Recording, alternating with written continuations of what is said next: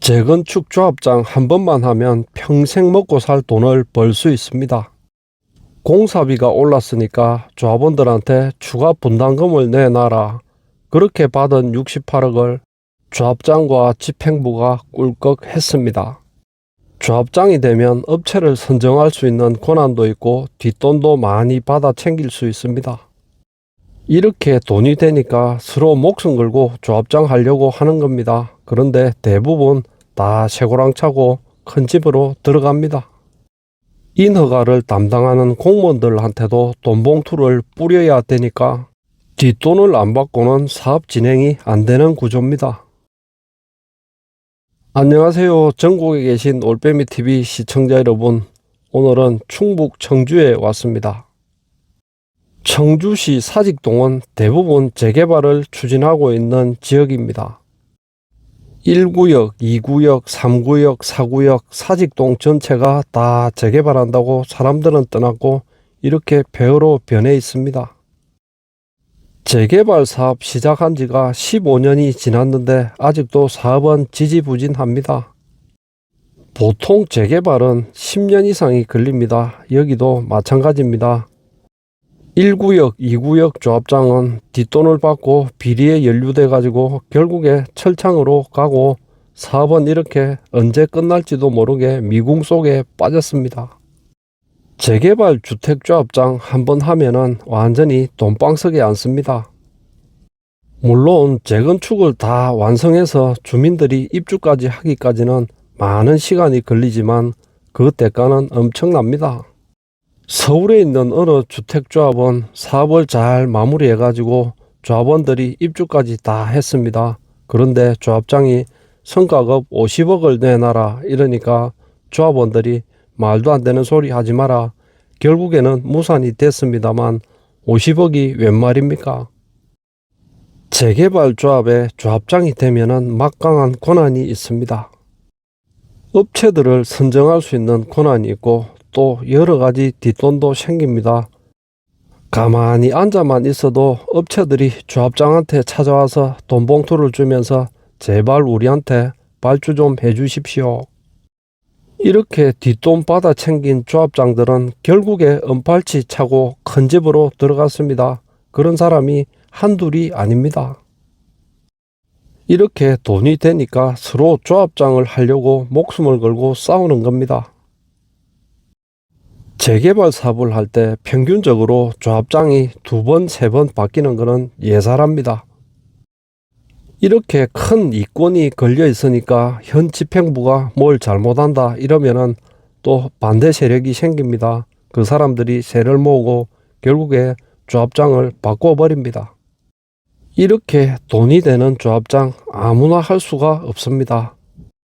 최소한 전직의 구청장을 지냈거나 아니면 전직 변호사 출신, 건설회사 고위 임원 정도는 돼야 조합원 선거에 나갈 수가 있는 겁니다. 예전에 광주에서 철거 중이던 빌딩이 무너져서 시내버스를 덮쳐서 많은 사상자가 난 적이 있습니다. 그 철거업체는 바로 조폭이 운영하던 업체였습니다. 사고 이후로 그 조폭은 비행기 타고 미국으로 잠적을 했답니다. 재건축 재개발 여기에 돈이 많이 몰립니다. 그러니까 조폭들이 그 돈 되는 사업에 눈독을 안 들이겠습니까? 뉴스에 보면은 아주 자주 나옵니다. 무슨 재건축 조합 거기에서 인허가 담당하는 공무원들한테 뇌물을 뿌렸다, 선물을 줬다, 그리고 돈봉투도 줬다. 이렇게 돈을 많이 써야 되니까 이 조합장도 뒷돈을 받아 챙겨야 재개발 사업이 제대로 진행이 되는 겁니다. 지금은 재건축 재개발 사업이 좀 시큰둥합니다. 건설비도 많이 올랐고 또 노임도 많이 올랐습니다. 그래서 대부분 재건축 지역에서는 추가 분담금을 조합원들한테 요구를 합니다. 건설 단가가 올라가지고 이대로 진행을 하면은 사업이 진행이 안 된다.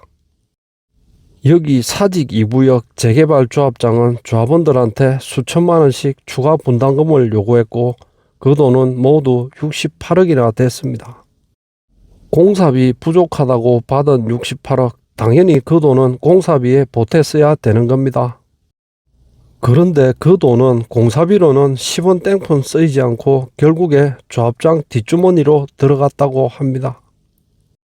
사직 1구역 조합장도 업체한테 1,600만원 뇌물을 받았다고 했는데 그거는 세발의 피입니다. 68억이나 되는 돈, 이거는 완전히 사기입니다. 결국에 조합원들만 피해를 보고 사업은 이렇게 지지부진하게 됐습니다. 결국에 그 조합장은 실형 2년 6개월을 선고받고 감방으로 들어갔습니다. 대단지 재건축 조합 같은 경우에는 수도꼭지 그리고 수전 설비만 납품해도 수십억 원의 매출을 올릴 수가 있으니까 업체들이 뒷돈을 들고 와서 조합장한테 머리를 조아리면서 제발 발주 좀 주십시오 이렇게 사정을 하게 되는 겁니다. 재개발, 재건축 조합 중에서 20년을 넘긴 곳도 상당히 많습니다. 야, 진짜 알른이 죽는다고. 재개발을 기다리다가 운명을 달리하신 분도 많다고 들었습니다. 이곳 사직 4구역에는 1950세대나 되는 초고층 아파트가 들어설 예정이랍니다. 층수가 무려 59층, 청주에서는 가장 높은 아파트가 탄생한답니다. 청주도 이 동네 저 동네 전부 재건축한다고 난리가 나 있습니다. 이렇게 아파트만 계속 지어 올리다가는 부산꼴이 날 것 같습니다. 청주는 이전까지는 미분양이 거의 없었답니다. 아파트가 절대적으로 부족해서 청주는 아파트 지어도 분양 잘 된다 이렇게 자랑을 했는데 지금은 그렇지가 않습니다.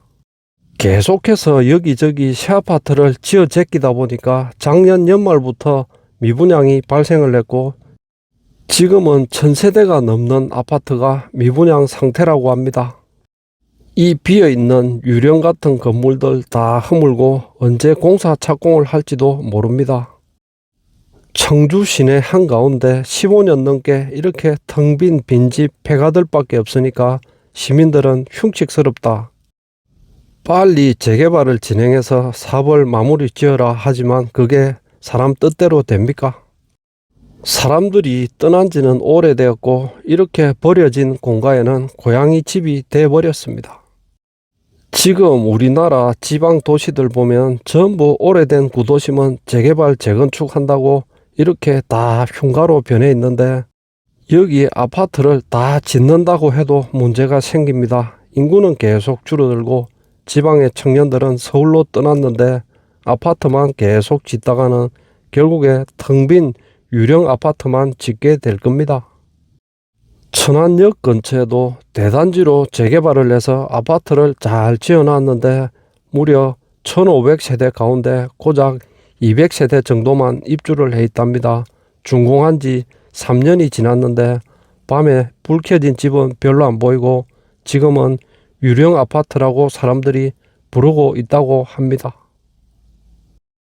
요즘은 추가 분담금 안 내고 아파트 재개발 재건축하는 게 상당히 어려운 시대가 됐습니다. 예전에는 재건축은 한거마를 낳는 거이다 했지만 지금은 애물단지로 변했습니다. 사람들이 돈에 환장을 한 것 같습니다. 뭐 비리고 뭐고 돈만 되면 못할 짓이 없는가 봅니다. 즐거운 금요일이 다가왔습니다. 시청자 여러분 주말 잘 보내시고 올빼미TV는 다음 영상에서 뵙겠습니다.